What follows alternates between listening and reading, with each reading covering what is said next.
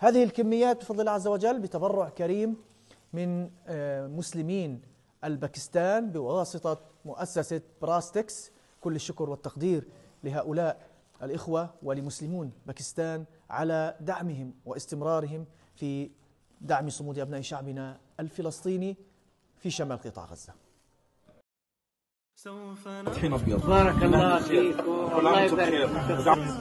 الله يكسر الخير على فاعل الخير يا رب.